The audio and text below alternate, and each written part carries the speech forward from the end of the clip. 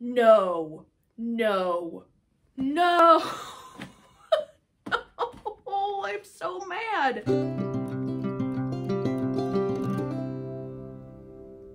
I'm on chapter 6, page 50.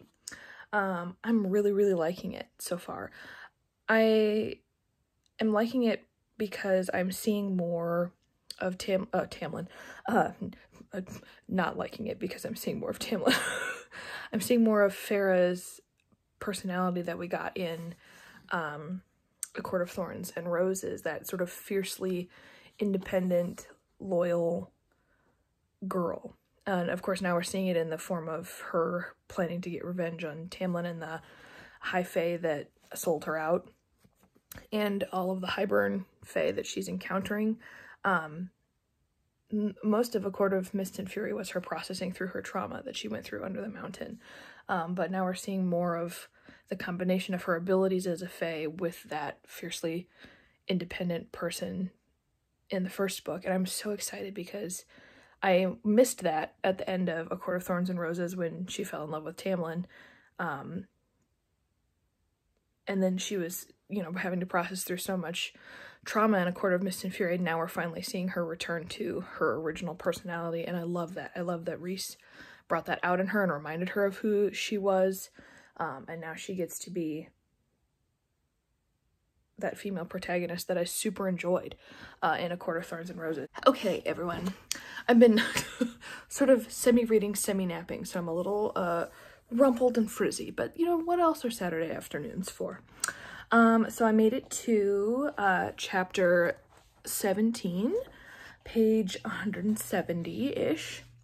Farah is back in the Night Court. Thank goodness. It was a stressful first 10 chapters. She's back with her family, which I just love their little family vibe whenever they're all together in that townhouse. It just tickles me. I love it so much. And Lucien is there.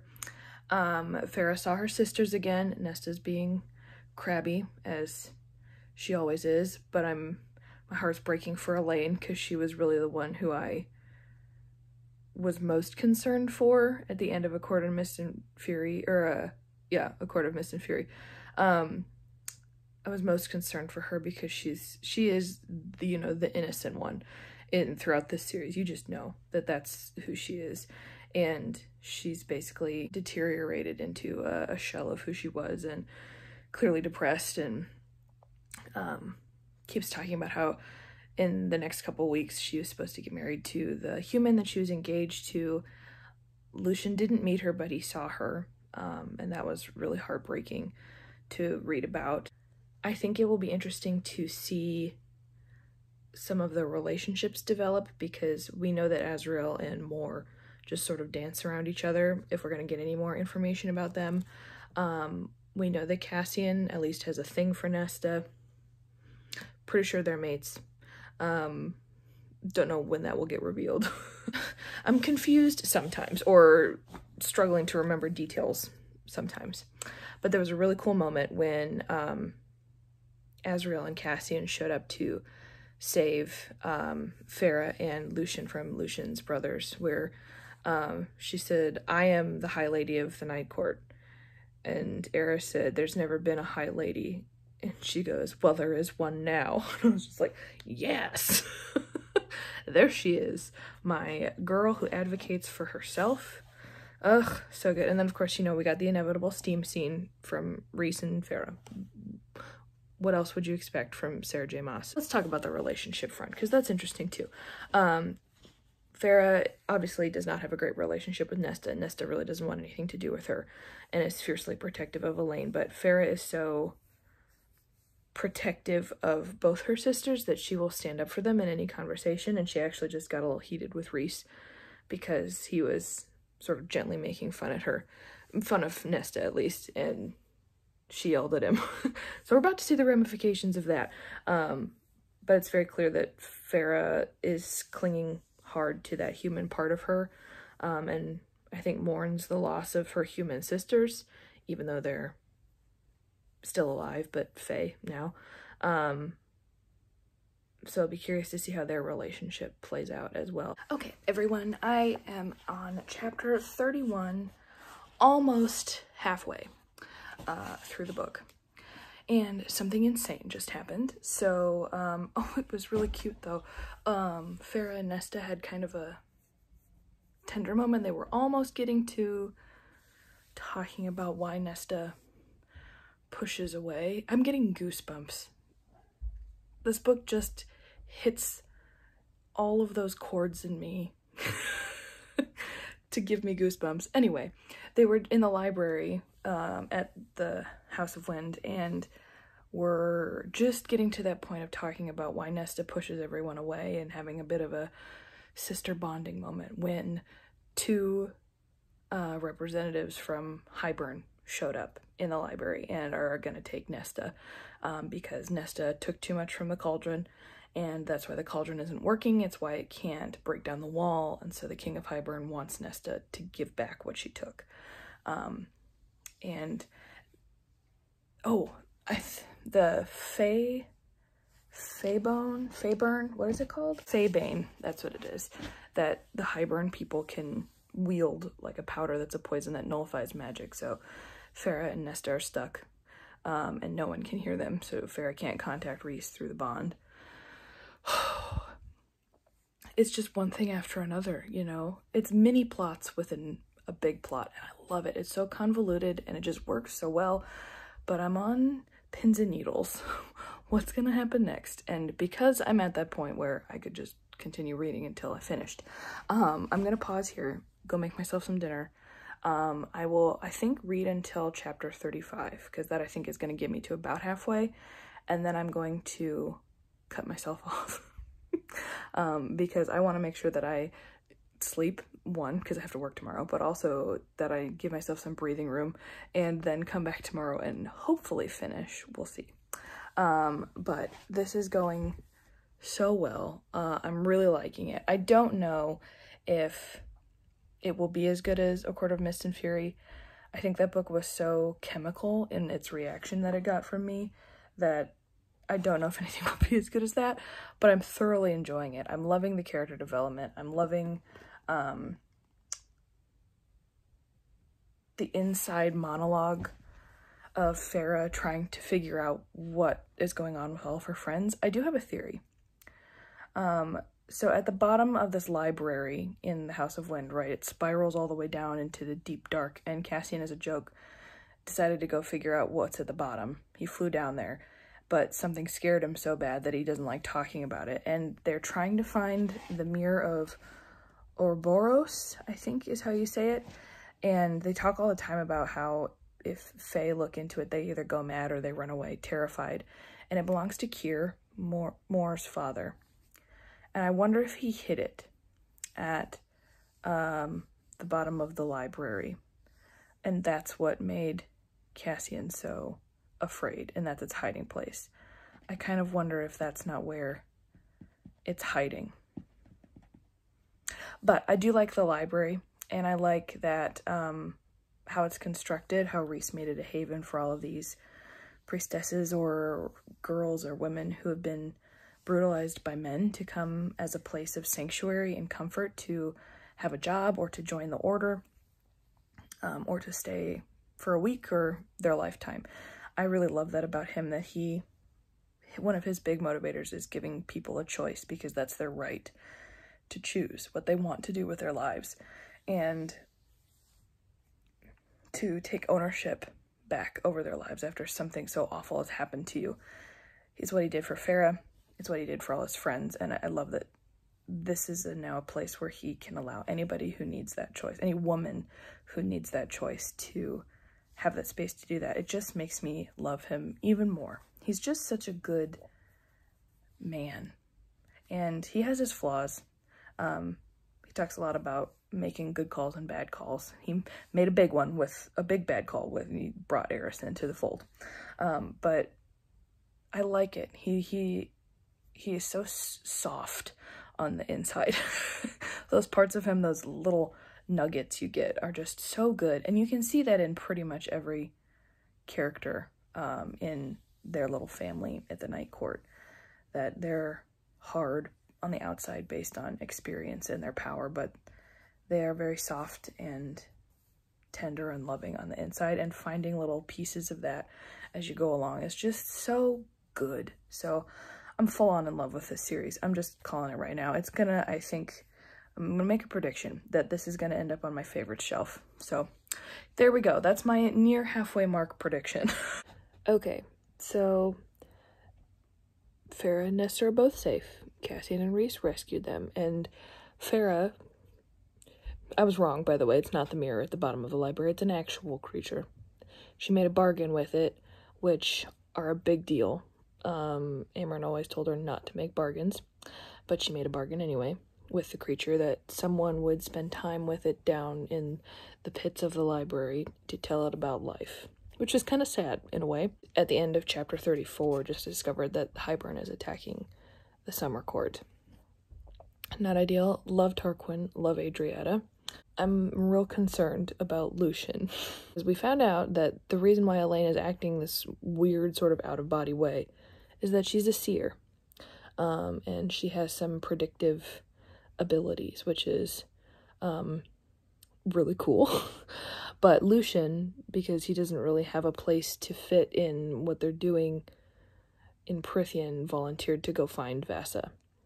So he's by himself on the continent in the human realm, and I'm just so worried for him. Oh, I am so worried for him. Oh, so much is happening. And now they're gonna go to summer court. At least I'm assuming. Or do something with the summer court. Oh, okay. I'm gonna read chapter 35. I'll let you know if anything else insane happens. And if not, then I am definitely gonna cut myself off after chapter 35 and go to bed and give myself a break. Hello everyone, it is now Sunday afternoon, and it is time to see if I can finish A Court of Wings and Ruin. I actually just woke up from a accidental 2-hour nap that I was not planning on taking, but you know, sometimes those are the ones that are the best ones because you didn't know you needed them, and you just wake up and you're like, oops. So I probably have pillow imprint somewhere on my face because I was out cold. Anyway, what are Sunday afternoons for if not accidental 2-hour naps? But I have coffee with me. Where did I last leave you? I think when I cut myself off yesterday, I was getting ready to start chapter 35. I finished chapter 35. And Farah and Moore and Rhys and Cassian and Azriel are all in Adriata, where it is always hot girl summer, with Tarquin, our social justice king, and helping them fight against the current invasion of Hybern. Lucien is on the continent, hunting for Vasa, the human queen, who's being held captive by, I think, one of the death gods, who's a sibling to the Bone Carver. I'm worried for his life. He's the only one that I'm super concerned about right now. I don't think he's gonna make it. And then in Valaris, Amren is watching over Nesta and Elaine while also protecting Valaris because there was the accidental break-in. Not accidental, it was on purpose break-in. So our gang is split up over several locations, which never bodes well for someone. Ugh. Anyway, I was thinking to myself, speaking of Adriata, which is, I think, the capital of the summer court, I don't know where I would live in Prythian. Vibe-wise, the Autumn Court would be my first choice, but I don't really relish the idea of sleeping with one eye open and the ever-present fear of getting murdered. It's pretty and aesthetic and smells exactly like I imagined it would smell. I just don't want to die. But, you know, pretty much anywhere you live in this world, you're not likely to live. You need to have a really good life insurance policy. Autumn Court would be my first choice. Once that family gets out of there, we'll reevaluate. My second choice would be to live in Summer Court because I am loving the eternal beach hut vibe. It is like the perfect maritime kingdom, Little Mermaid on land, and I love it so much. Also, Tarquin is just a cutie. He's a cutie. He's a cutie. Aside from the fact that, you know, he has blood rubies out for Amren and Farah and Rhys. So, anyway, Also, how cute is Varian and Amren's little mini flirtation they've got going on? Anyway, that's where I last left you. Mor and Farah are journeying into the depths of the palace in Adriata. I like that issue of social justice that Farah and Tarquin were talking about in Court of Mist and Fury is still present. Like, the High Fae sealed themselves off on the upper floors of the castle and let all of the lower Fae fend for themselves below decks in the basement, and Farah's commenting on how dumb that is. She's right. So anyway, I'm really hoping that issue continues, because that was one of my favorite parts of A Court of Mist and Fury, was the realization of the difference between the Night Court really and the other courts, and how well Rhys treated his people and how much it strived to be a haven. So I'm hoping that's an issue that continues. Yeah, I'm exactly halfway through as of last night, so I'm really excited to keep reading. I'm hoping that in this next half we'll actually be able to do some vlogging of me reacting to chapters, because I think that's what's going to have to happen with these books, is I got to get through the meat of it until we get to the real tense parts. If the last book was any indication. Oh, I'm so ready. Let's dive in. Okay, so I made it to chapter 40. The battle in Adriata is over. Things went down. At least Tarquin didn't kill them, which, you know, is an improvement. And one of my favorite things that happens with literally everywhere that they're going, visiting all these High Lords, visiting other places, Rhys is allowing, this is why I love him, allowing Farah to choose how she speaks to people and interacts with people and how she introduces herself, but he also stands up for her and reminds everyone that she is the High Lady of the Night Court, and as Tarquin says, spits on tradition, and is allowing her to be High Fae. And I love that so much, that he is such an advocate, but also lets her do what she wants to do.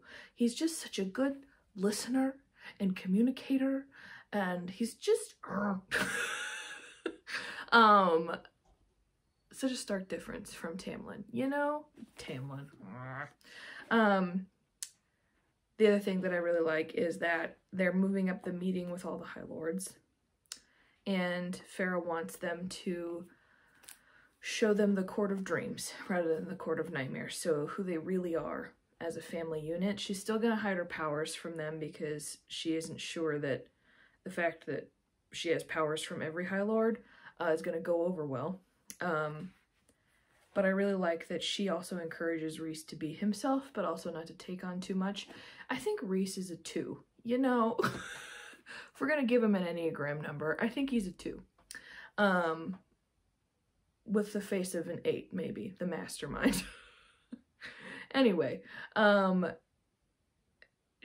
just such a good fit for each other, you know? She reminds him to be himself, but also not take on too much, because he has good people around him, whereas he reminds her that she is independent and capable and is strong to be by herself, but he will always be there for her, loyal, and it's just such a good combination that every interaction with them just leaves me with more hope for what is possible out there, you know? That's what you need. You don't need toxicity to have a good romance novel. You just need good people. The good pairings that bring out the best in each other, that bring out the best in everyone around them, that are still flawed and admit to it and ask for forgiveness. You know, that's what you need. It's just a balm for the soul. You know, I could go on and talk about that. Anyway, I just really like that about them. I am going to vlog my reaction to chapter 40, because Farah and Rhys are headed back to the prison, and weird stuff always happens in the prison. Some big secret is revealed. Oh, that was the other detail that I thought was really cool. So the bone carver, when they go visit the bone carver, he appears different to everyone. And the first time they went, which was in A Court of Mist and Fury when they were trying to find the book, he appeared to my mind, as a young Rhys. So that was who I thought Farah saw, was Rhys as a kid. But we found out that actually it's Rhys and Farah's son is who he looks like. I also do happen to know that Farah does get pregnant in A Court of Silver Flames. So that really wasn't as much of a shock to me, but I was really excited. Because I think they would have cute kids. Anyway, they're going to the prison, and like I said, big reveals happen in the prison. So I'm going to vlog my reaction to this chapter just because I'm curious.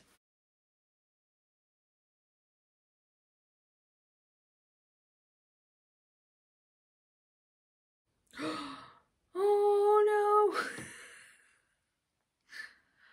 Now Rhys knows that he appears to Farah as their son. Oh.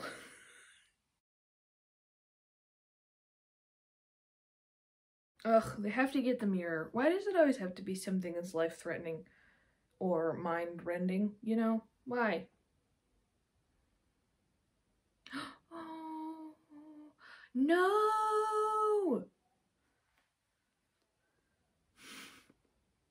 That's so cute. Rhys wants to know what their son looks like, and she showed him. Oh. Don't cry. It's too early to cry, but that was really cute. Yay! Elena's recovering. She's baking bread with Nuala and Ceridwen. We love it. Nesta is just such a Russian nesting doll of a person. There are layers to her. Not the biggest fan of her, but I can definitely see where she could eventually become someone I could like. Right now, she's still too abrasive and rude for me to like reading about her necessarily.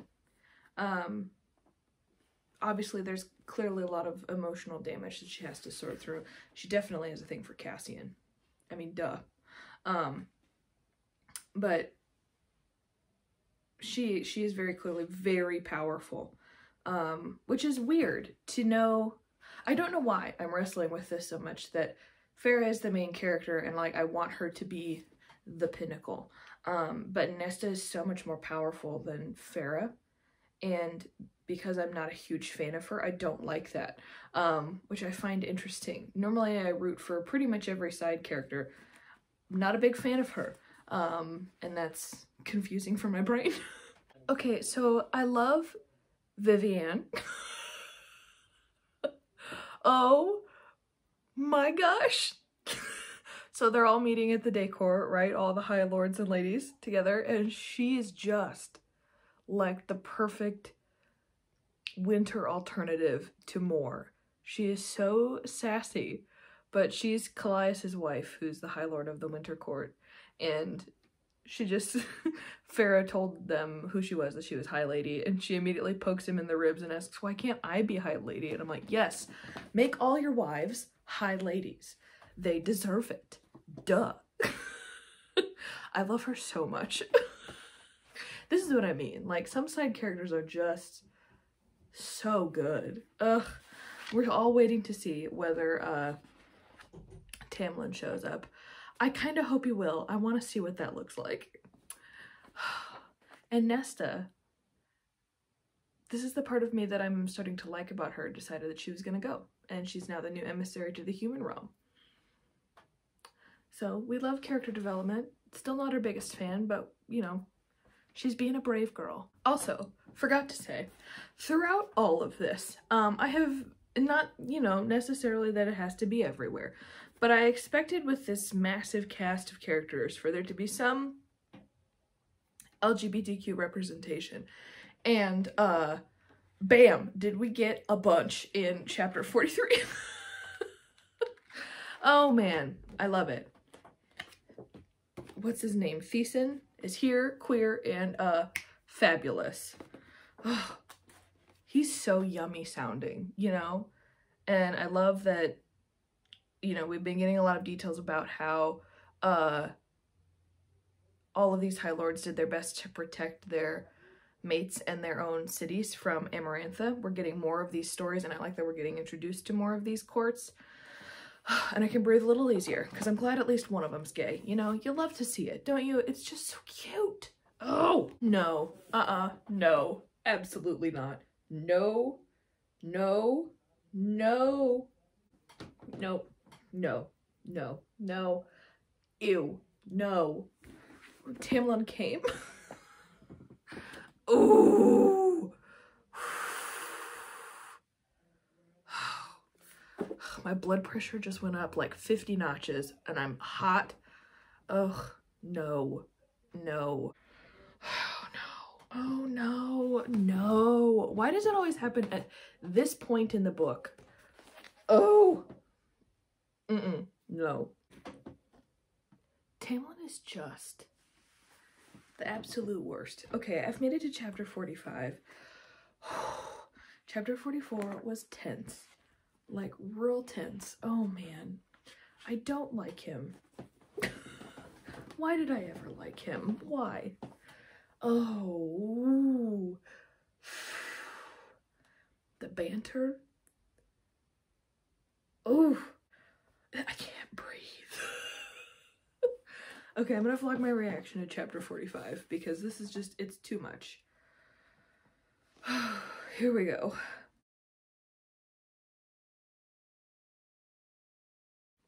Oh, be friends with Tarquin. He's my favorite.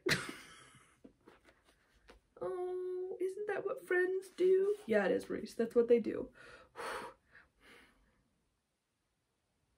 Yay!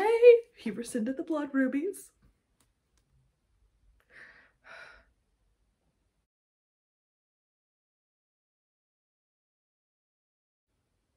Yes, Reese is the better man.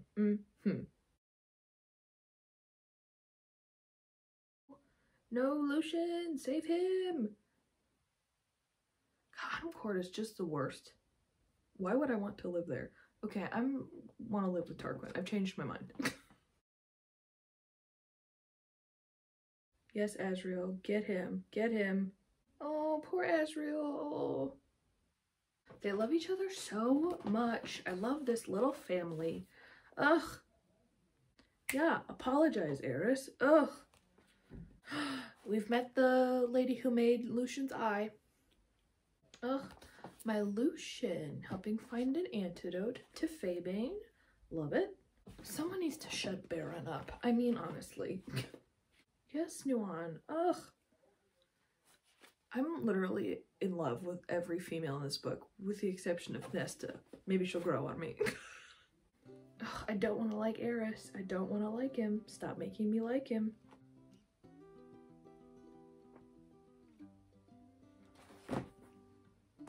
See, this is why I like Tarquin. Just fully said he'd take in Tamlin and the Spring Court.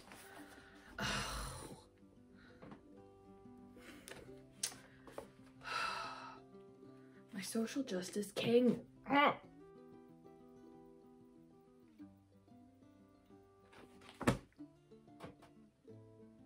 Farah. Oh my god. She full on just killed him. Oh, she didn't kill him. The one thing she wasn't supposed to do, wasn't supposed to reveal her powers. She revealed them. Oh no. Oh, Farah. Oh, Farah. Farah, Farah, Farah. Oh no.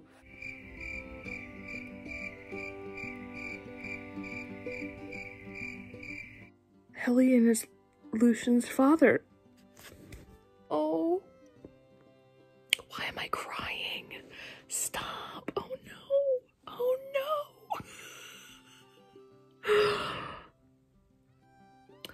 That's so heartbreaking. Oh my gosh, will Lucian become High Lord of the Day Court? Oh my gosh. This page 456, I tell you what, my heart, oh, I can't handle it. Okay, everyone, it is a few hours later. I reached part 3, High Lady. I think what's gonna have to happen is, much like A Court of Mist and Fury, I just feel like I need to talk about everything that's happening, and I can't do that. It's going to take me out of the story too much. So I think what's going to happen is that I only have maybe about a quarter of the book left. I'm going to read until I get to maybe about the last 5-10 chapters, and then update you before I head into the final part of the book, because unless something like super mind-blowing happens, I really just want to get lost in the story, because I do love these stories so much. So I think I'm going to leave you until I get to that point in the book. I don't know if I'll finish tonight. I may have to finish tomorrow, but that's okay. It is what it is. I'd rather enjoy it than rush through it. So yeah, that's the plan so far. I thoroughly am enjoying this book. Like I said, it's so much more plot driven.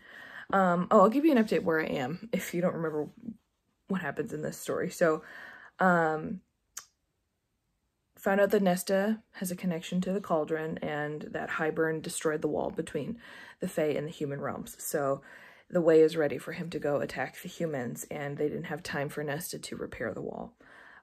So they're all headed down to the Spring Court. No, sorry, they're going to the human realm to see if they can rescue as many humans.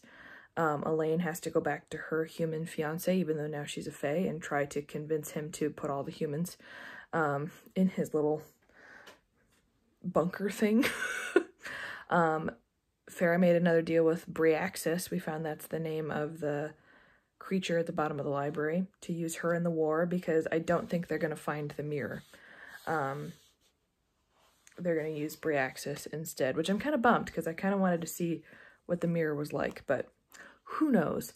I've never, I would never put anything past Sarah J. Maas, because the girl is convoluted and I like it. Yeah, honestly, the most mind-blowing thing was finding out that Helion and Lucian's mother had an affair, and that Lucian is Helion's son. Might be Helion's sole heir to the Day Court, which just would make me so happy, because Lucian does not need to spend any more time in the toxicity that is the Autumn Court. That was such a heartbreaking page to read. It made me cry a little bit. And it just made me love Lucian more. So I'm really hoping that he's doing fine on the continent. I haven't heard a peep of my boy.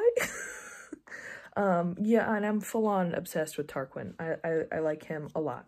But I think probably over the past couple chapters, my new favorite character is Viviene, which is Callias's wife and mate. I hope she survives. I like her so much. She just, oh, I think she might be the character that I would want to be most like. And also, she just gets to live in eternal Christmas land. Who doesn't want that, you know? Hello, everyone. It is actually a couple days later. Yesterday was super busy for me in terms of work, so I didn't actually get any time to read, but I made it all the way to chapter 67. About 85% of the way done. And I thought I would give an update before I read more, because so many things have happened. Oh man, okay. So by this point, we know that Jurian isn't evil, that he's working as a double agent for the humans, and that he actually is an ally of Miriam and Dracon, who, that's his sort of backstory of how he became enslaved, was Miriam and Dracon's romance, but he made everyone believe that he was driven insane by her betrayal of him, but in actuality he sort of knew the cost of humans losing, so he, much like Rhysand, made himself to be something that he wasn't, and so we discovered that about him. And he's a very interesting character. You really don't get a whole lot about him first person. It's all mostly retellings of his own backstory, which I think is interesting. Anyway, he's sort of, I think, that morally gray character of, I don't know enough about him to form an opinion, but he's helping the main character, so that's good. Also, I don't like that I'm being made to change my opinion so often about Tamlin. I really just feel like I'm being jerked around, following his supposed evilness versus his supposed double agentness. I don't know what I think. I don't know what to think. I mean, I always know, you know, that in a good book, every character should have a redeemable quality. Something about them that you connect with. But there's some of them that you don't want to like them. You really don't. So I don't know how I feel. I also don't know how it's gonna end for him. I hope he gets some peace because, you know, to be fair, he did go through a lot of stuff with his own court and the curse and the blight they were put under in the first book. And I think he genuinely did love Farah, just had a poor definition of how to live out that love. But my favorite part about what happened is, I didn't share this prediction in the first 2 books, because up until this book, we had no glimpse into any LGBTQ relationships or representation in this book. So I didn't know if that was going to happen or not. But I wondered if Morrigan was going to be a gay character. And part of me doubted because of that love triangle between her, Azriel, and Cassian. And their awful yet complicated backstory. But I wondered if she was. And then we got the most hard to read but beautiful coming out story from her, and her past in the pressures of who she was and how she grew up and her family, what they expected of her versus what she felt and what she knew to be true about herself. And she fell in love with a human woman, and I really loved that she and Farah had that moment together, that Farah's really the only one who knows this full true part of who Mor is. I think that's a really cool character arc and development, and I loved reading that. I was emotional, and it just adds so much more to who she is. She was already a very strong icon in my mind, but now that we know this part of who she is in her story, she just becomes so important and impactful, I think, in this story. She is the definition of cutting edge, and I love it so much. So yeah, I really respect her. She's one of my favorites. She's so iconic. And then we also got the inevitable union of Varian and Amren, who are also super cute. I just want Tarquin to find a good one, you know? I really do. Oh man. Anyway, and we got also a little bit LGBTQ representation with Helion, who is bisexual. So at least I'm assuming that's what he is. So that's good. We have some representation. That's good. You always kind of need it. You like the diversity and the representation. It just makes the story more whole and well-rounded. I love it a lot. So those are my favorite things. Farah, I think, is still debating on whether she's going to go get the mirror or whether she's going to, I think what's going to happen is, because Amren is distracted at the moment of trying to figure out a way to destroy the cauldron in the books, that Farah is going to have to be the one who is the human link to Briaxis to control her. I think that's going to be really interesting to watch. So anyway, like I said, I'm on chapter 67. I don't have much further to go. So I'm going to read until I get to the last 10 chapters, and then I will do some updates and we'll vlog once the stuff gets intense. The big battle is coming, and I'm very nervous about it. Also, is it just me, or are Azriel and Elaine getting closer? They talked a lot about the mating bond in this book and how it's created and what its function is. But it makes me wonder if one person can have multiple mating bonds, or like if people can have more than one person can have a mating bond for one individual. So like, we know that Lucian and Elaine have a mating bond, but can Azriel have a mating bond with Elaine too? I don't know. And Lucian, my poor boy, I hope he's okay. I'm still reeling from that reveal that he is half day court, half autumn court. What's gonna happen there? I hope he doesn't die. Ugh. He's one of my favorites. Okay, I need to stop worrying about this and just focus on the story. Okay, it's the final countdown. We've made it to chapter 72, and it's only 10 chapters until the end of the book. Oh man, where do I begin? I'm already hyperventilating a little bit. Reese's goodbye speech. That was so beautiful. And the part where he was talking to Azrael about it's not the family you have, it's the family you find. Ooh. The emotions are already running high. Oh no. Oh, that was so pretty. Oh man. Okay.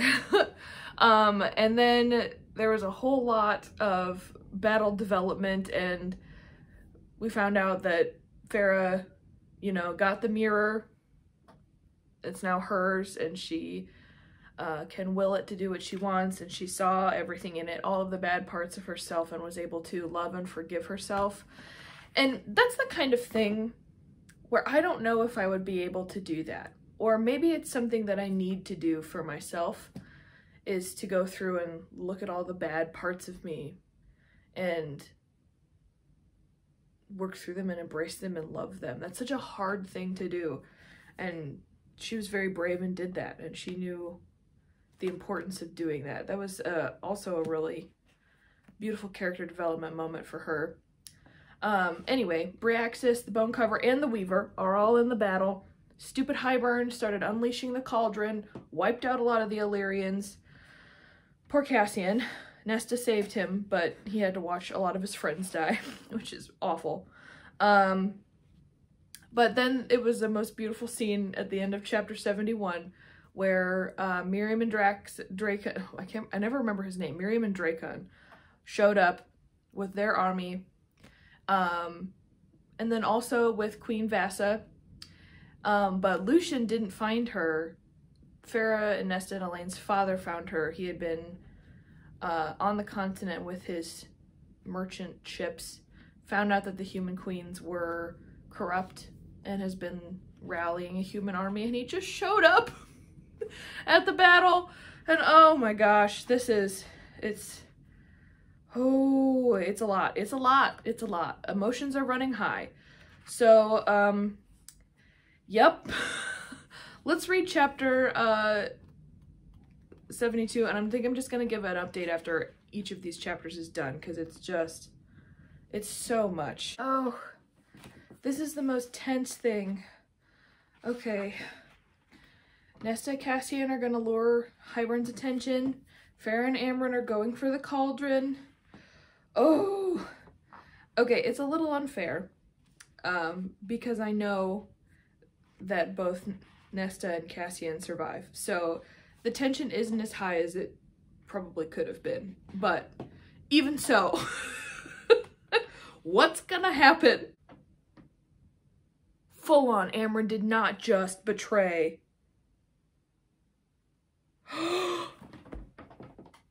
No. No. No. Oh, I'm so mad. No. I cannot. No, that did not just happen. Absolutely not. Oh my gosh. First of all, the Weaver, King of Hybern, just full on just broke her neck and then chucked her to some dogs. Quick death.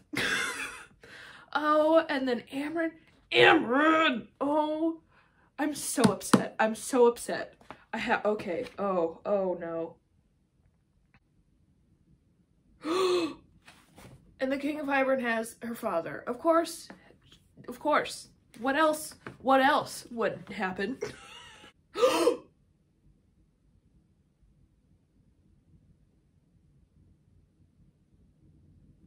No, why does their... Oh. Just killed her father. No. Poor Cassian. The boy sure has to go through a lot, you know?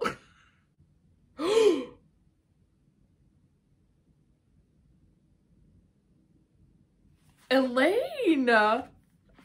Yes! Oh my gosh. Oh no. No. Oh. Whew. Okay, take a breather. Gotta take a breather. Whew. Okay. Oh, that was the most heartbreaking thing. Oh. Poor Varian. Oh, why is it always gotta be the summer court people? Give them a break. Ugh. The cauldron broke. The cauldron broke. Cauldron broke. Get him, Amren. You know, do what you gotta do, honey. You protect your family. Oh my gosh. Oh. That was the worst but most beautiful thing I've ever read. Oh, Amren. Oh no. Oh, my heart. Oh boy, what a whirlwind of emotions. Thinking Amren betrayed her, finding out she's gonna sacrifice herself for them. Oh my gosh.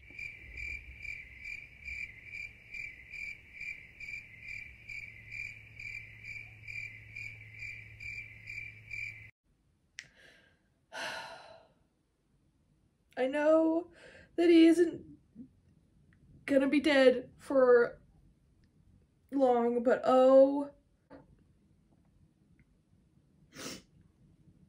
Oh.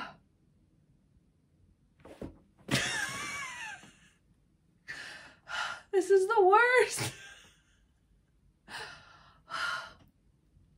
Stop crying. It's fine. It's okay. Oh no, no, no, no, no, no, no. Oh, oh, this is just the worst day. Yay, yes, Tarquin! Tarquin is my favorite.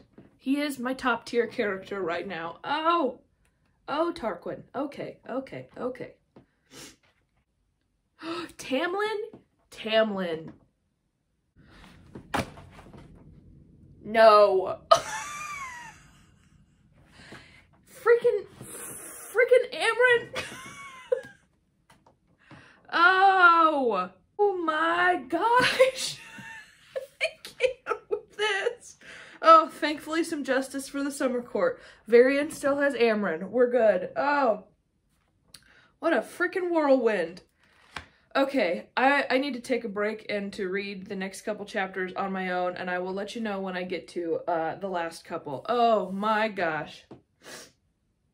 Oh, Lucian's alive, he's safe, he's back, we're good. One of my favorite boys is back and fine. Oh my gosh.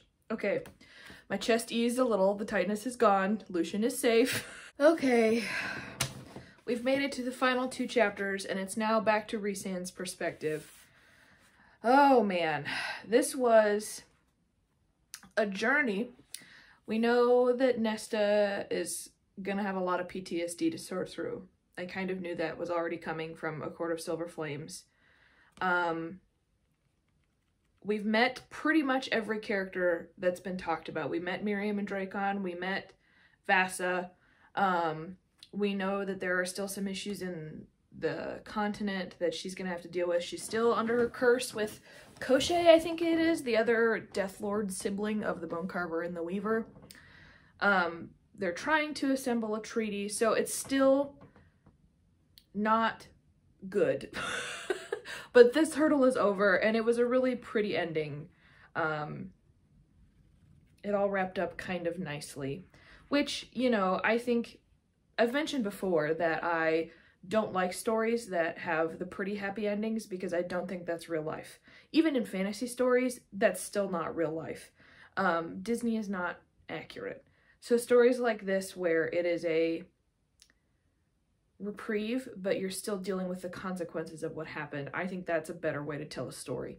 And I really like how this one ended, and it set up new adventures for new people, new connections for new characters. So let's read these last couple chapters together and we'll see how this story ends. I've calmed down quite a bit now.